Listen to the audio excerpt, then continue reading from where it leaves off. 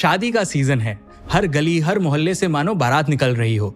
और इंडिया में शादियां कितने धूमधाम से होती हैं ये तो अंबानी जी ने दुनिया को दिखा ही दिया। पर ये इंडस्ट्री कितनी बड़ी है। इंडिया का वेडिंग मार्केट यूएस से भी बड़ा है। नंबर ऑफ वेडिंग्स देखें तो इंडिया इसमें चाइना से भी आगे है।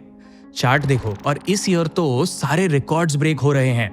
एक्सपर्ट्स की माने तो नवंबर एंड दिसंबर में ही 6 लाख करोड़ रुपीस का रेवेन्यू जनरेट होगा। बेसिकली ये सेक्टर 4th लार्जेस्ट सेक्टर है इंडियन इकोनॉमी का। एंड वेडिंग पे खर्चे देखो रुकते नहीं हैं। एंड अगर कंज्यूमर्स स्पेंड करते हैं तो ऑब्वियस है कि बिजनेसेस एंड सर्विस प्रोवाइडर्स भी पैसे कमाते होंगे। तो दोस्तों आज के वीडियो में हम वेडिंग सेक्टर को अच्छे से समझेंगे। मैं हूं शांतनु जैन और आप देख रहे हैं मार्केट्स बाय ज़ेरोधा। आज के वीडियो को मैंने 2 पार्ट्स में डिवाइड किया है ताकि एक स्ट्रक्चर्ड वे में हम इस इंडस्ट्री को पूरे तरह से कवर कर पाएं और अच्छे से समझ पाएं। सबसे पहले हम समझेंगे कि वेडिंग इंडस्ट्री के ग्रोथ फैक्टर्स क्या हैं, क्यों ये इतना फास्ट ग्रो कर रही है।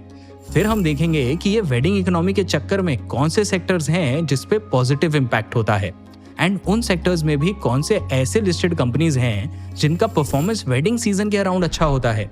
इससे हमें होलिस्टिकली पूरे सेक्टर का एक ब्रॉड आइडिया लग जाएगा। शुरू करते हैं। पूरी दुनिया की 25% वेडिंग्स सिर्फ इंडिया में ही होती है। हर साल इंडिया में 80 लाख टू 1 करोड़ वेडिंग्स होते हैं एंड इस ईयर तो 48 लाख वेडिंग्स होंगे सिर्फ नवंबर एंड दिसंबर 2024 में। CAIT के एक स्टडी के हिसाब से लास्ट वेडिंग सीजन में 4 लाख करोड़ रुपीस का रेवेन्यू जनरेट हुआ था एंड इस सीजन एक्सपेक्टेड है कि ये नंबर 50% से ग्रो होगा और 6 लाख करोड़ रुपीस हो जाएगा। पर अचानक ऐसा क्यों? इतना ग्रोथ क्यों? 50% कोई नॉर्मल ग्रोथ थोड़ी है। देखो सबसे बड़ा रीजन तो है कि इस साल शादी के डेट्स ही ज्यादा हैं। देखो काफी लोग ऑफ कोर्स शादी अच्छा दिन देखकर करते हैं, मुहूर्त में करते हैं। तो लास्ट ईयर नवंबर एंड दिसंबर में 11 ऐसे ऑस्पिशियस डेट्स थे। इस ईयर 18 हैं। तो इस वजह से जो वेडिंग्स जैन-फेब में होती वो नवंबर दिसंबर में ही हो जाएगी। बट ये तो हो गया इमीडिएट स्पाइक का रीजन। लॉन्ग टर्म ट्रेंड क्या है एंड क्या ये सस्टेनेबल ग्रोथ है? बिल्कुल है। एंड इसके पीछे 3 मेन रीजंस दिख रहे हैं जो इस सेक्टर में टेलविंड्स क्रिएट कर रहे हैं। एक एक करके समझते हैं। रीजन नंबर 1, इंडिया का पॉपुलेशन काफी यंग है। हमने बहुत सारे वीडियोस में आपको बताया है, अगर आप चैनल को फॉलो करते हो, कि इंडिया का पॉपुलेशन बहुत ज्यादा यंग है। हमारा मीडियन एज कुछ 28-29 ईयर्स के आसपास है और ये बिल्कुल राइप एज है जब वेडिंग मोस्ट लोगों की हो रही होती है या हो चुकी होती है। तो ये एक बड़ा रीजन है। रीजन नंबर 2 है कि हमारा मिडिल क्लास जो है वो बड़ा हो रहा है एंड इस मिडिल क्लास का डिस्पोजेबल इनकम बड़ा हो रहा है। गोल्डमैन सैक्स की एक रिपोर्ट ने प्रेडिक्ट किया है कि इंडिया का अफ्लुएंट पॉपुलेशन 2027 तक 13% के CAGR से बढ़ेगा एंड 10 करोड़ हो जाएगा। ये नंबर अभी कुछ 6 करोड़ के आसपास है एंड ये सेगमेंट वेडिंग पे काफी स्पेंड कर रहा है। तो चलिए समझते हैं कि इंडिया में कितने बजट्स में कितने वेडिंग्स होते हैं और average cost of a wedding क्या है। ये जेफरीज के एक रिपोर्ट से लिया गया है। अब देखो वेडिंग सेक्टर का रेवेन्यू होता ही क्या है?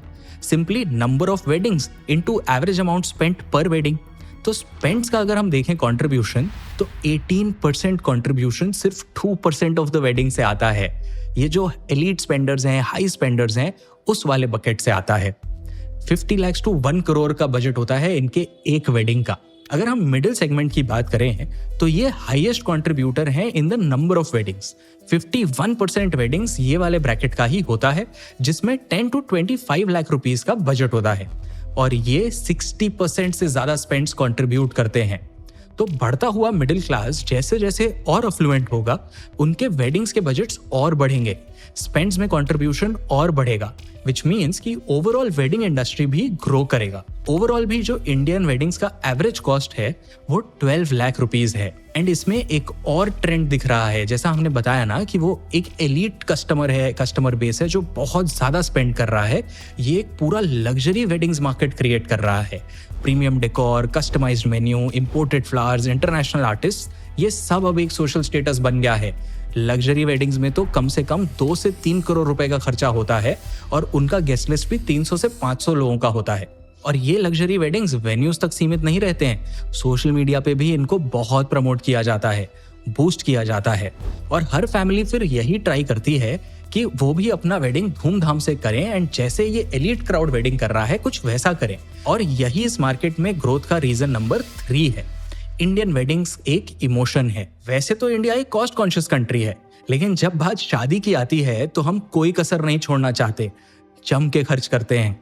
जेफरीज के रिपोर्ट के हिसाब से एक इंडियन फैमिली अपने ईयरली इनकम से 3 गुना ज्यादा शादी पे स्पेंड करती है।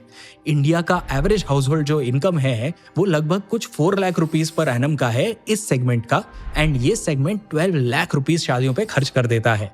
लोग शादी जैसे once in a lifetime event के लिए सालों तक सेव करते हैं। ये दिखाता है कि इंडिया में वेडिंग्स सिर्फ एक फंक्शन नहीं है, बल्कि एक कल्चरल सिग्निफिकेंस भी रखता है, जिसमें लोग अपनी फाइनेंशियल कैपेसिटी से भी ज्यादा खर्च करने को तैयार होते हैं। इसको ग्लोबली मेजर करने के लिए एक नंबर भी है, wedding spend to GDP per capita ratio. India का ये रेशियो वर्ल्ड में शायद हाईएस्ट होगा। जहां यूएस में लोग अपने जीडीपी पर कैपिटा का 40% स्पेंड करते हैं, इंडिया में लोग 500% यानी 5 गुना स्पेंड कर देते हैं। मतलब अगर कोई साल का 10 लाख कमाता है तो वो शादी में 50 लाख लगा देता है। इनफैक्ट फैमिलीज अपनी लाइफ टाइम वेल्थ का 25 to 30% वेडिंग पे स्पेंड कर देती हैं। और वेडिंग्स का क्रेज इतना ज्यादा हाई है कि इंडियंस एजुकेशन से ज्यादा वेडिंग पे स्पेंड कर देते हैं। टेबल देखो, almost 2x of what we spend on education is spent on weddings. US में इसका बिल्कुल उल्टा है, वहां वेडिंग्स पे एजुकेशन का आधा अमाउंट खर्च किया जाता है। ये थोड़ा सैड है, बट कल्चरली वेडिंग इतना डीप रूटेड है कि इसको चेंज करना टफ है। बट आई होप ये रेशियो जल्द ही चेंज हो। वेडिंग पे फैमिलीज को जो स्पेंड करना है करे, पर्सनल चॉइस है, बट एजुकेशन पे भी ध्यान दे। चलिए, इन सारे पॉइंट से बेसिकली आपको ये तो समझ में आ गया कि ब्रॉडली ट्रेंड क्या है और ये वेडिंग स्पेस कितना ग्रो कर रहा है। अब अपन नेक्स्ट सेगमेंट में चलते हैं और समझते हैं कि इसका इम्पैक्ट डिफरेंट सेक्टर्स पे क्या है और उन सेक्टर्स में कंपनीज पे क्या है। हम एक एक करके सेक्टर्स पिक करेंगे एंड उनके अंदर के कंपनीज को भी डिस्कस करेंगे।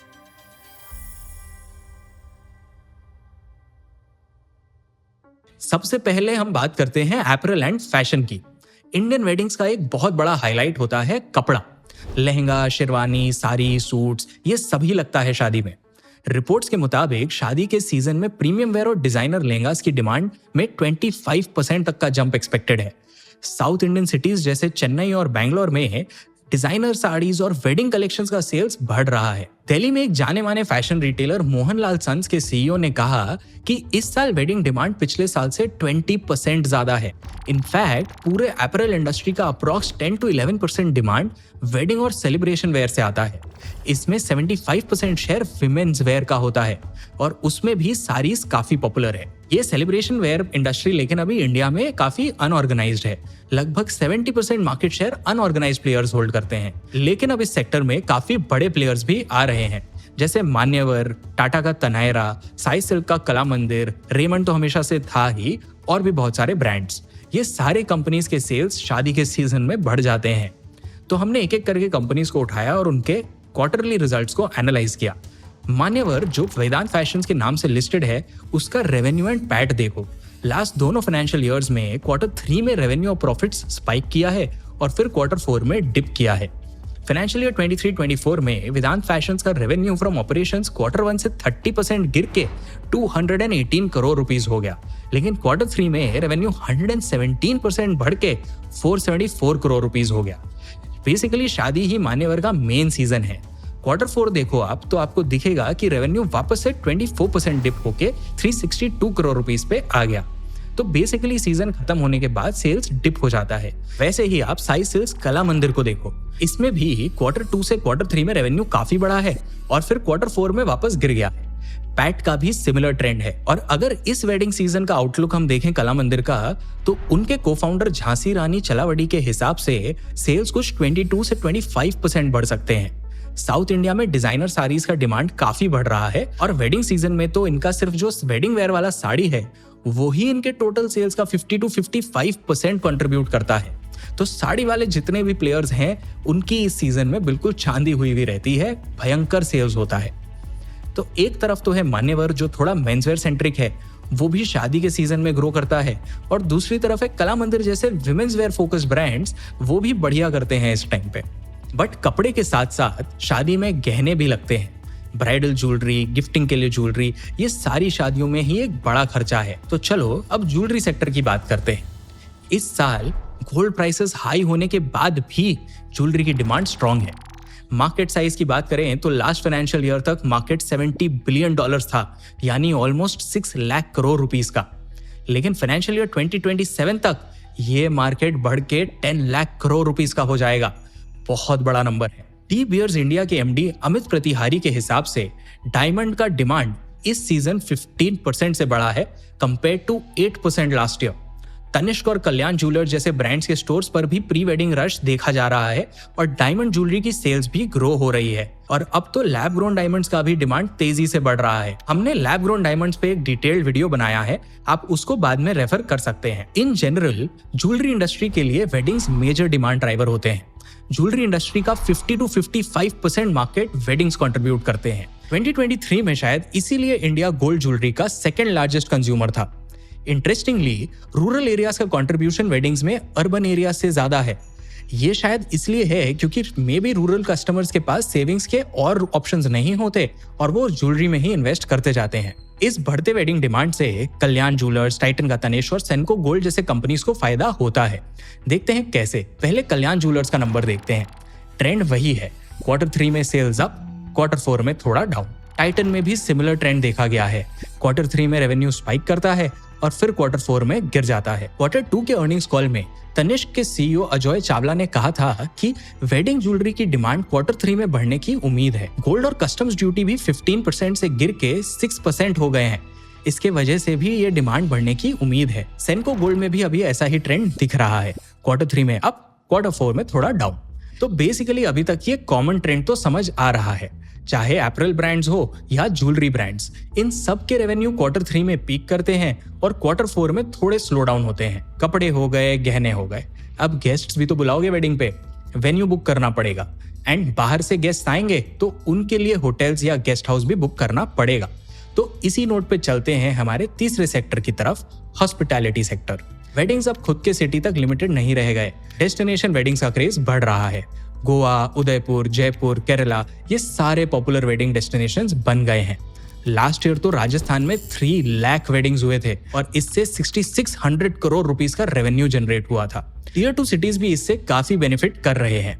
वाराणसी और गोरखपुर जैसे टाउन्स में फ्लाइट बुकिंग्स 265% तक बढ़ गई है। अगर होटल्स देखें तो बड़े होटल्स और रिजॉर्ट्स जैसे ताज लेक पैलेस, ओबेरॉय उदय विलास, ओबेरॉय अमर विलास के प्राइसेस शादी के सीजन में 2 गुना से 5 गुना बढ़ जाते हैं। ये देखो कैसे इन सारे जगहों के रेट्स आसमान छू रहे हैं। जयपुर का Chomu palace, Radisson Goa, Ramada resort, ये सब के रेट्स क्रेजी हाई हो जाते हैं। और ये ट्रेंड लिस्टेड कंपनीज जैसे IHCL, EIH, शैलेट और लेमन ट्री में भी देखा गया है। Q3 और Q4 में इनका एवरेज रूम रेट स्पाइक करता है। ये देखो, साथ ही इन कंपनीज का रेवेन्यू और पैट भी Q3 में बढ़ता है। IHCL जो ताज होटल्स का पेरेंट एंटिटी है, उसका ग्राफ देखो। Q2 अर्निंग्स कॉल में पुनीत छटवाल जो CEO हैं इंडियन होटल्स के, उन्होंने कहा कि कंपनी Q3 और Q4 में डबल डिजिट ग्रोथ एक्सपेक्ट कर रही है। इंडियन होटल्स की बात करें तो रेवेन्यू Q4 में बहुत ज्यादा डिप नहीं करता है। फॉरेन टूरिज्म और शायद हनीमून स्टेज भी Q4 में डिमांड ड्राइव करते हैं। तो हमारे एनालिसिस से देखो यही समझ में आ रहा है कि जो बिजनेसेस वेडिंग सेंट्रिक होते हैं उनका सेल्स यूजुअली सीजनल होता है। Q3 में बढ़ता है और Q4 में डिप करता है। और ये सारे जो अभी हमने आपके नंबर्स बताए, चार्ट्स दिखाए, ये सारा एक स्प्रेडशीट पे डाल के मैं लिंक शेयर करवा दूंगा डिस्क्रिप्शन में, ताकि अगर आप में से किसी को इनको रेगुलरली ट्रैक करना हो तो वो आपके लिए ईजी हो जाए। हमने ना matrimony.com वगैरह का भी ट्रेंड देखा। इंटरेस्टिंगली matrimony.com का सेल्स हर साल जून क्वार्टर में पीक करता है। लास्ट 2 साल से तो ऐसा ही हो रहा है। सही भी है, जून में रोका, नवंबर में शादी। अब इन सारे सेक्टर्स के साथ साथ और भी बहुत सारे सेक्टर्स हैं जिनमें बहुत लिस्टेड कंपनीज तो नहीं है, बट वो लोकली बहुत अच्छा करते हैं। जैसे केटरिंग हो गया, फोटोग्राफी हो गया, डेकोर वाला स्पेस हो गया। तो ये सारे स्पेस में अनऑर्गेनाइज्ड टू ऑर्गेनाइज्ड का जो प्ले है, वहां बहुत इंटरेस्टिंग अपॉर्चुनिटीज क्रिएट हो सकती हैं। एंड क्योंकि अब वेडिंग के बजट्स एंड कॉम्प्लेक्सिटीज भी बढ़ रहे हैं, तो एक और इंडस्ट्री इमर्ज कर रही है, वेडिंग प्लानिंग की। और जहां ये कुछ नए प्रॉब्लम्स होते हैं, जहां ये अनऑर्गेनाइज्ड टू ऑर्गेनाइज्ड का प्ले होता है, वहां आपको नए स्टार्टअप्स देखने मिल ही जाते हैं। एंड हमारा जो यंग जनरेशन है, हम तो सब कुछ ही ऑनलाइन करते हैं। जोमेटो से खाना मंगाना, उबर से कैब बुक करना, मिंत्रा पे शॉपिंग करना, UPI से पेमेंट करना, शादी.com वगैरह जैसे प्लेटफॉर्म से पार्टनर ढूंढना, सब ऑनलाइन होता है। तो शादी की प्लानिंग भी तो ऑनलाइन ही होगी ना। तो वेडिंग प्लानिंग सेक्टर में भी अब ये नए स्टार्टअप्स कुछ इमर्ज कर रहे हैं। ये स्टार्टअप्स सब कुछ मैनेज करते हैं, शादी की थीम, गेस्ट लिस्ट मैनेज करना, इनवाइट्स बनाना, वेंडर फाइनल करना, अकोमोडेशन, डांस, मेहंदी, सब कुछ। Wedding planners usually wedding budget का एक परसेंटेज अमाउंट चार्ज करते हैं। वो यूजुअली 8 to 10% के बीच में होता है। WedMeGood, better half, wedding wish list, ये कुछ पॉपुलर स्टार्टअप्स हैं जो अभी स्पेस में आ गए हैं। वेडिंग गिफ्ट्स भी पूरे वेडिंग इंडस्ट्री का 19% कंट्रीब्यूट करते हैं। देखो, ओवरऑल पूरे शादी के सीजन में इकोनॉमी में स्पेंडिंग बढ़ जाती है। जैसे हमने देखा, काफी सेक्टर्स में सेल्स बढ़ जाते हैं। कार्स और बाइक्स के सेल्स तो बढ़ते ही हैं। तमिलनाडु में तो लॉरी के सेल्स भी बढ़ रहे हैं। लोग एक दूसरे को लॉरीज गिफ्ट कर रहे हैं और ये बढ़ते कंजम्पशन से इकोनॉमी को तो बूस्ट मिलती ही है। साथ ही साथ सीजन में काफी टेम्पररी जॉब्स भी क्रिएट हो जाते हैं। Event planners, photographers, caterers, band वाला, डेकोरेटर, ट्रांसपोर्ट प्रोवाइडर, सबको फायदा होता है। तो देखो दोस्तों, कंक्लूजन तो यही है कि वेडिंग इंडस्ट्री एक मैसिव इंडस्ट्री है और इससे बहुत लोगों की आमदनी जुड़ी है। धीरे धीरे इस सेक्टर में अनऑर्गेनाइज्ड टू ऑर्गेनाइज्ड वाला प्ले देखने मिल रहा है। प्लस हमारा बढ़ता मिडिल क्लास एंड बढ़ता डिस्पोजेबल इनकम इस सेक्टर के लिए अच्छा ही है। आपका वेडिंग सेक्टर में क्या आउटलुक है, हमें कमेंट्स में जरूर बताना और अपने भी इनसाइट्स शेयर करना। शादियों में और क्या लेटेस्ट ट्रेंड्स है वो भी बताना। हमें भी डिफरेंट कल्चर्स के बारे में और जानने मिलेगा और हमारा रिसर्च और बेटर होगा। मैं हूं शांतनु जैन, मिलता हूं आपसे नेक्स्ट वीडियो में।